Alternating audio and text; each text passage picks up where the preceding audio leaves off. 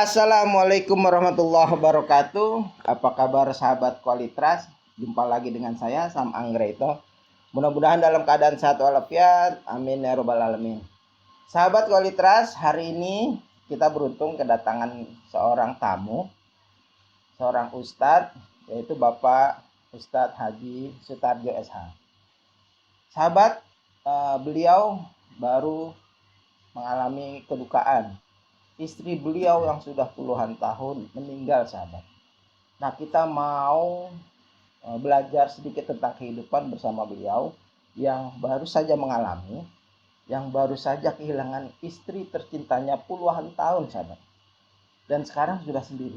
Kita mau ambil hikmahnya, kita mau belajar banyak dengan beliau, apa yang beliau rasakan saat ini, apa yang akan beliau ujarkan tentang kehidupan ini, sahabat. Kita akan belajar banyak, sahabat. Tetap di sini, kita akan belajar. Kita mau tanya-tanya dengan Bapak Haji Sutarjo. Oke, sahabat.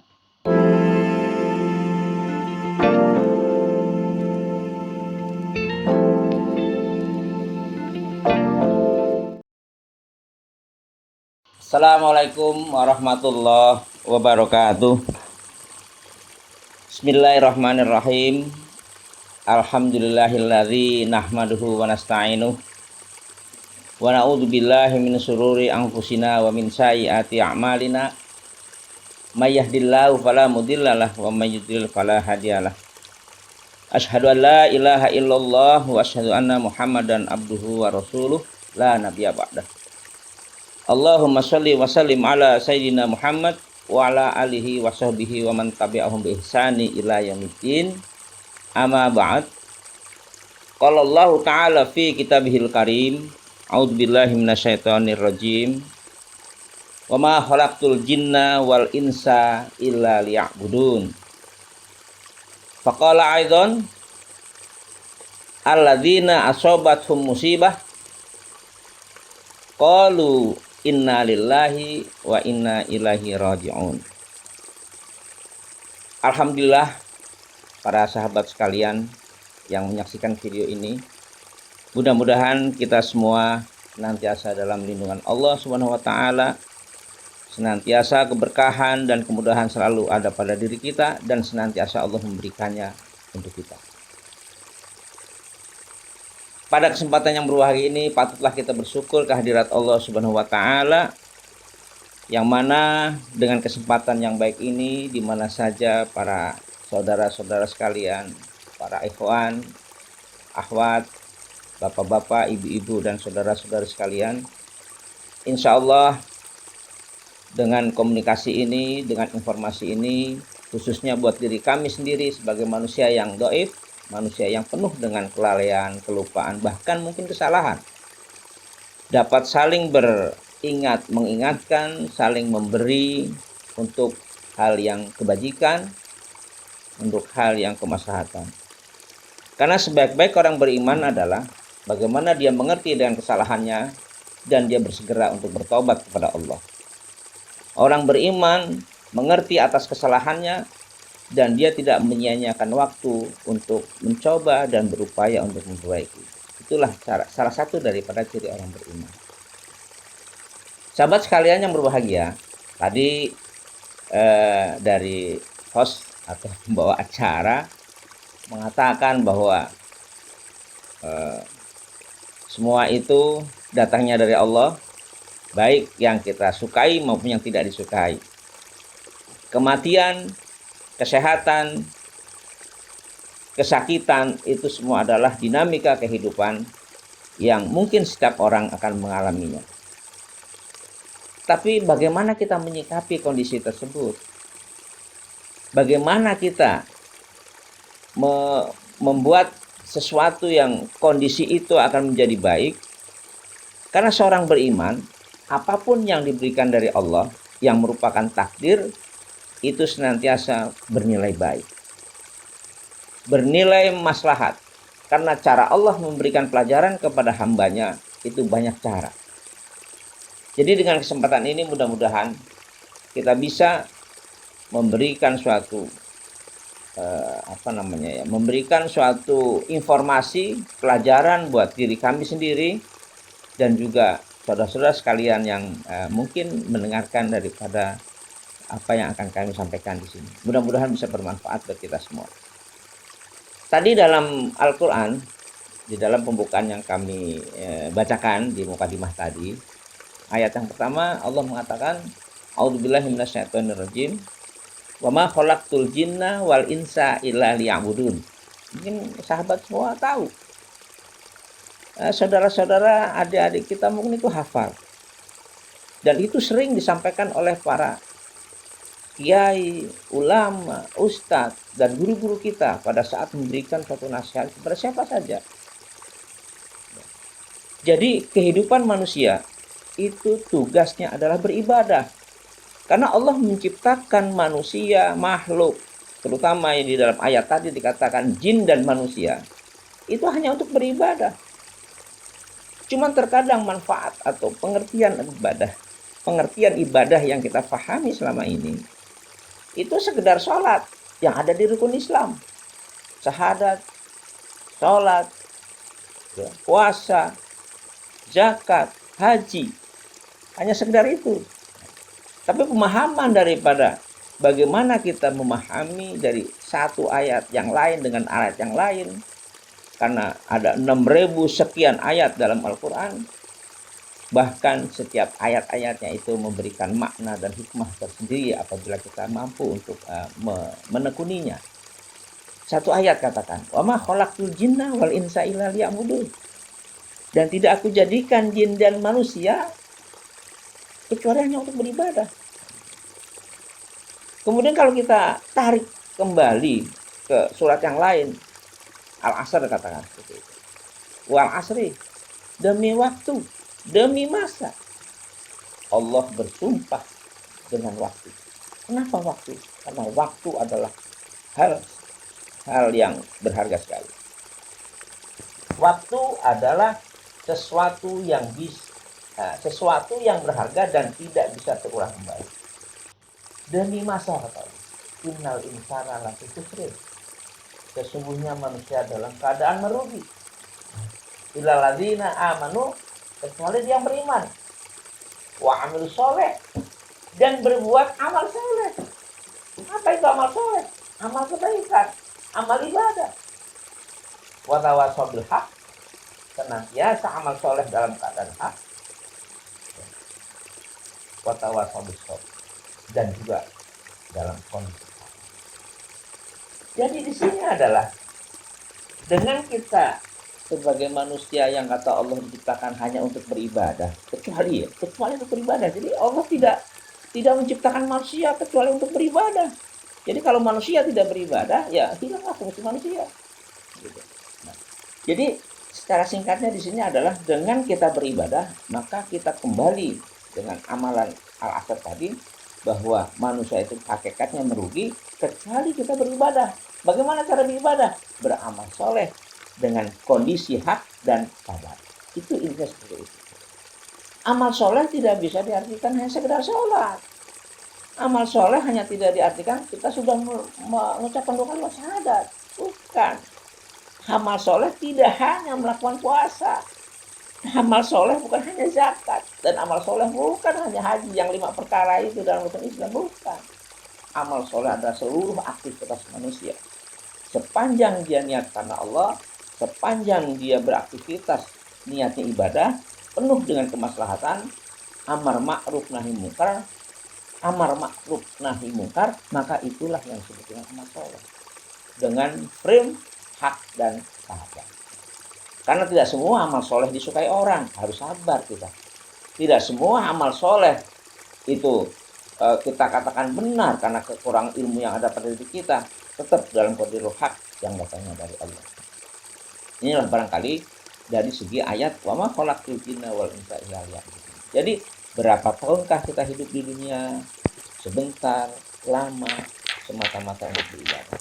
Kemudian dalam ayat yang lain dikatakan alladzina asobathum musibah, apabila orang-orang terkena musibah, apakah itu musibah kematian, apakah itu musibah sakit, apakah itu musibah Pokoknya sesuatu yang tidak disukai manusia, orang mengatakan musibah. Padahal itu takdir Allah. Dan takdir Allah tidak ada yang jelek. Hanya kita tidak tahu sampai sejauh mana pemahaman kita terhadap apa yang telah ditentukan oleh Allah. Maka kata Allah, qalu, katakanlah, inna lillahi wa inna ilaihi raji'un. Sesungguhnya semua datangnya dari Allah dan akan kembali kepada Allah. Apapun kondisi kita, suka atau tidak suka, senang atau tidak senang dengan kondisi yang Allah berikan dalam bentuk takdir, maka inna lillahi wa inna ilaihi raji'un. Kategori musibah. Dan musibah tidak hanya kematian. Tersandung, kita tidak suka tersandung karena kaki kita akan sakit. Inna lillahi wa inna ilaihi raji'un. Itu menjadikan pelajaran bagi kita. Jadi semua yang terjadi di muka bumi ini, bagaimana Allah memberikan ayatnya. Yang pertama, Iqra, bacalah. Maka kita harus bisa membaca alam hasil ciptaan Allah, ayat-ayat Allah, baik ayat yang dalam arti kauniyah dan ayat dalam arti syariat. Ayat kauniyah adalah bagaimana yang kita lihat di dunia ini dengan seluruh keajaibannya, sebegitu laut luas, langit sejauh memandang, pohon begitu banyak jenisnya, buah-buahan begitu banyak jenisnya. Tanpa kita bisa membaca ayat-ayat Allah dalam kauniyah, kita tidak mampu untuk menyatakan bahwa ini semua nikmat dari Allah yang tidak terhitung banyak. Jadi kesimpulan daripada yang saya sampaikan ini adalah seperti ayat yang pertama, fungsi manusia adalah ibadah. Selain beribadah, maka manusia itu akan hilang fungsinya. Sebagai contoh yang mudah kita ambil pelajaran, seperti air. Air kemasan, apakah itu, kita tidak menyebut merek ya, air kemasan yang dijual-jual di warung atau di toko-toko, supermarket, entah apa mereknya, orang memahami bahwa air itu adalah untuk diminum. Pasti persepsinya adalah air kemasan dalam bentuk botol atau cup, mesti pabrik itu membuat air untuk diminum. Pertanyaannya, apakah air yang kemasan itu tidak bisa untuk mengisi radiator mobil? Bisa. Apakah air itu tidak bisa untuk menyiram pohon, bunga-bunga kita yang sangat indah itu? Bisa. Dan juga air, bisakah untuk menyiram orang? Untuk membasahi orang? Mendolimi orang? Bisa. Jadi, fungsi air kemasan itu menurut pabriknya adalah untuk digunakan sebagai pelepas dahaga manusia. Itu jelas pabrik mengatakan itu. Dan pabrik tidak merekomendasikan bahwa air kemasan itu dibuat sedemikian bagusnya untuk menyiram pohon, untuk isi radiator. Walaupun bisa. Nah, ini pertanyaan. Dan disinilah fungsi air kemasan. Beda sama air yang di ember, yang sengaja kita ciduk untuk bunga, untuk tanaman. Nah, fungsi air kemasan itu adalah untuk diminum. Manakala air dalam kemasan itu dibuat untuk menyiram pohon, menyiram manusia, menyiram atau mengisi radiator kendaraan, maka fungsi air akan hilang. Kalau air itu bisa menangis, ya Allah, kenapa saya diciptakan Engkau? Atau ya pembuat air yang di pabrik itu, yang mengemas itu, karena air dari Allah, pengemasannya oleh pabrik yang diperuntukkan untuk diminum. Wahai pembuat air kemasan saya menyesal setelah dibeli oleh orang itu, saya digunakan untuk menyiram pohon, tidak untuk melepas dahaga manusia, sehingga fungsi saya hilang. Kalau air bisa ngomong seperti itu. Kenapa? Pabrik air kemasan itu yang untuk diminum manusia, pasti pabrik itu niatnya adalah aku buat kemasan ini untuk diminum manusia. Pada saat air itu tidak berfungsi sebagai pelepas dahaga manusia, maka hilanglah fungsi air yang dalam kemasan. Itu maksudnya. Sama dengan manusia. Allah menciptakan manusia. Air begitu juga dalam kemasan. Contohnya, manusia diciptakan oleh Allah. Wa ma khalaqtul jinna wal insa illa liya'budun. Tidak aku jadikan manusia kecuali untuk beribadah. Jadi manusia pada saat tidak mau beribadah, maka hilanglah fungsi manusia. Sebagaimana yang dimaksud oleh Allah Subhanahu wa taala. Di sini barangkali kita harus bisa memanage, bisa mengatur sudah sejauh manakah kita ibadah kepada Allah. Kalau ada kesalahan, mari kita sama-sama bergegas diri, bersegera untuk minta ampun kepada Allah. Karena kesalahan, kelalaian, dosa pasti ada pada seorang anak manusia. Karena Allah sudah mengatakan al-insan makhluk khata' wa nisyan. Di dalam hadis dikatakan seperti itu, bahwa manusia itu adalah dalam keadaan lalai dan lupa. Sehingga kita sebagai orang yang beriman, sebagai orang yang mempercayai adanya Allah, tidak luput dari kesalahan dan kealpaan, bahkan dosa. Dalam kesempatan ini kita bermohon kepada Allah, ya Allah, mudah-mudahan salah dan dosa yang telah kita lakukan di masa-masa yang lalu Engkau ampuni, Engkau maafkan, sehingga apa-apa yang kami perbuat di masa lalu kategori dosa bisa Engkau hapus, dan berikanlah kami pengetahuan agar kami dapat melihat yang benar itu benar, yang salah itu salah. Dan sebaik-baik orang beriman adalah mengetahui kesalahan yang pernah dilakukan, bersegeralah mohon ampun, mohon taubat kepada Allah dengan taubat nasuha, dengan sebenar-benarnya taubat, dan memperbanyak amal ibadah, memperbanyak amal soleh, sebagaimana tugas kita atau fungsi kita yang dituangkan dalam Al-Quran tidak dijadikan kita dan jin itu kecuali untuk beribadah. Mudah-mudahan apa yang kami sampaikan ini menjadikan pelajaran buat kita, lama atau sebentar hidup kita di dunia, karena semua itu adalah milik Allah. Kalau Allah sudah akan mengambil kita, fa idza jaa ajaluhum fala yastakhiruna sa'ah wa la yastaqdimun. Apabila ajal sudah sampai, tidak bisa dimundurkan atau dimajukan sedetik apapun, walaupun cuma 1 detik. Itulah kata Allah. Sehingga kita harus yakini betul bahwa kita adalah manusia yang akan dikembalikan kepada Allah, akan kembali kepada Allah.